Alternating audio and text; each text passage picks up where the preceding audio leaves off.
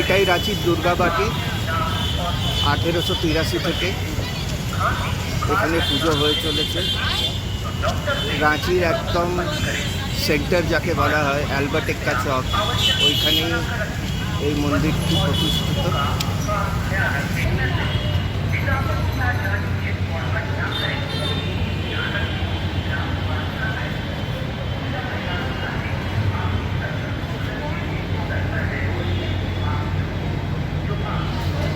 এইটি এখানকার কালী মন্দির।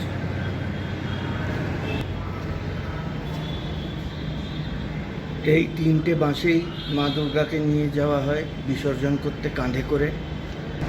এইখানেই মা দুর্গার পুজো হয়। এইটি এখানকার গণেশ মন্দির, ভিয়েতনাম মার্বেল দিয়ে তৈরি।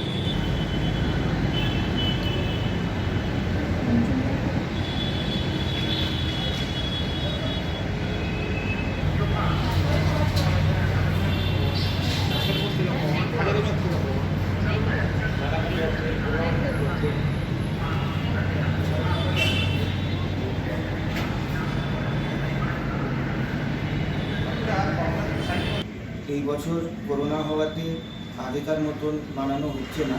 আমাদের সঙ্গে আছে দুর্গাবাটি সভাপতি জ্যোতির্ময় চৌধুরী।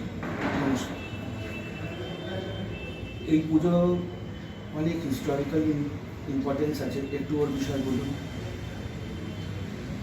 এই পুজো এই বছরটা হচ্ছে 138 বছর।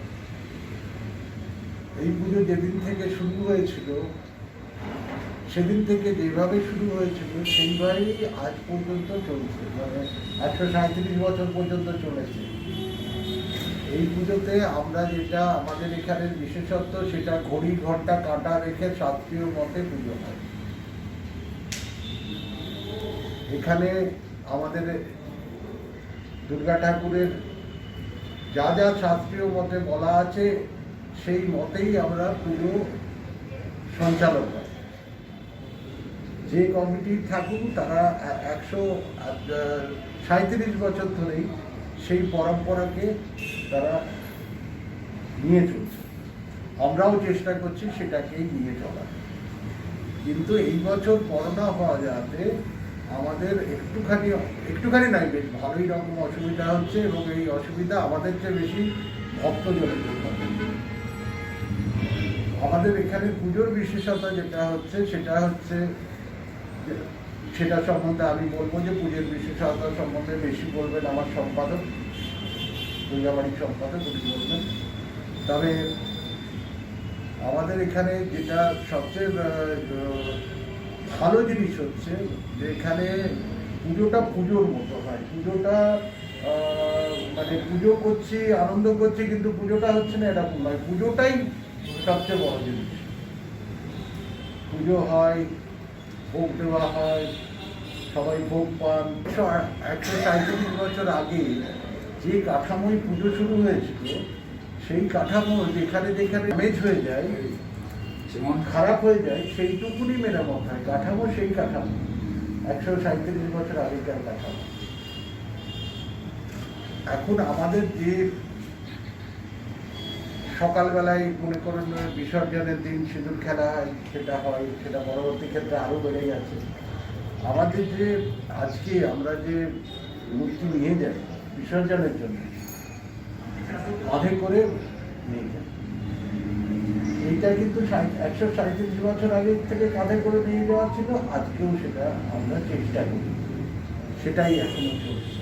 কিন্তু এবারে করোনা হয়ে যাওয়াতেই গভর্নমেন্টের, রাজ্য সরকারের কিছু গাইডলাইন আছে।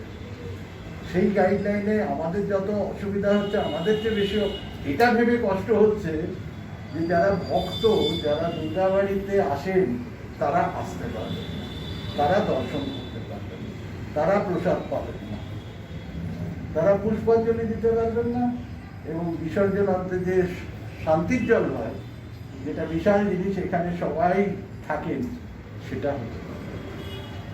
তো কিন্তু এই বৈশ্বিক মহামারীতে সচেতন নাগরিক হিসাবে, রাজ্যের বাসী হিসাবে সরকার যদি কিছু বলছেন, সেটা পালন করা আমাদের ভীষণভাবে দরকার।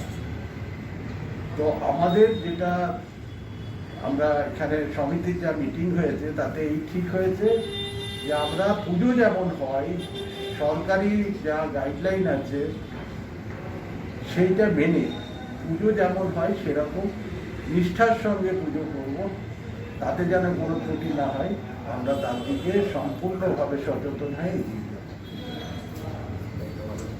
এখানে কি অনলাইন দর্শনের ব্যবস্থা? হ্যাঁ, এবারে আমরা চেষ্টা করছি যে যেহেতু লোকে এখানে এসে দর্শন করতে পারবেন না, সেই জন্যে অনলাইন ভার্চুয়াল দর্শনের বন্দোবস্ত করছি। তারা মূর্তিও দেখতে পারবেন, তারা পুজোও দেখতে পারবেন, সব কিছুই তারা দেখতে পারবেন এবং তারা তাদের অনুদান পাঠাবার জন্যে আমরা অ্যাকাউন্ট নম্বরও দিয়ে দেবো, যার যেরকম হবে তারা অনুদান পাঠাবেন বা পুরোহিতের জন্য যদি কিছু পাঠাতে চান সেটা সেরকমভাবে পাঠাবেন। এবারে আমাদের সঙ্গে আছেন শ্রী শ্রী হরিসভা দুর্গা পূজা সমিতি রাঁচির সম্পাদক শ্রী গোপাল ভট্টাচার্য। নমস্কার। এই পুজো অনেক ঐতিহাসিক ঐতিহ্য আছে, কিছু বলুন এই পুজোর বিষয়ে। এই পুজোটা স্টার্ট করেছিল যেরকম 1883 সাল খ্রিস্টাব্দে।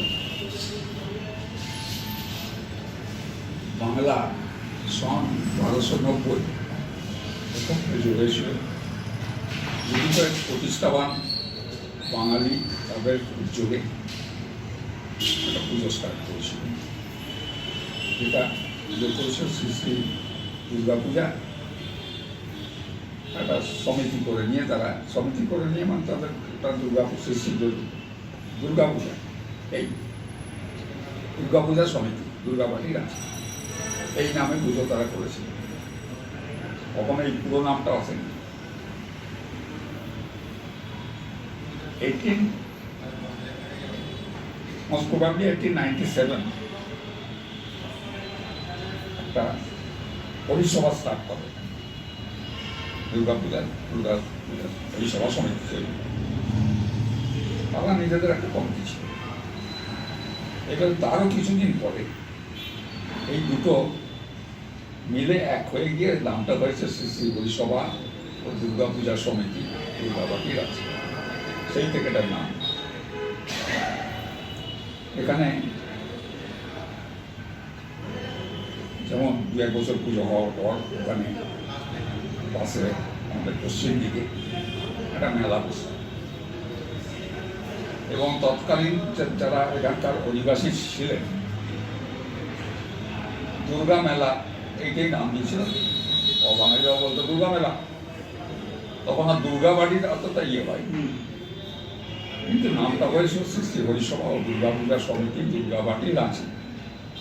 এইবারে সেই নামে বরাবর প্রসিদ্ধ হয়ে গেছে, সেই নামেই এখানে ছিল তো দুটোই, কিন্তু আলাদা আলাদা তাদের কমিটি ছিল। এই দুটো একসঙ্গে আমার ছিল।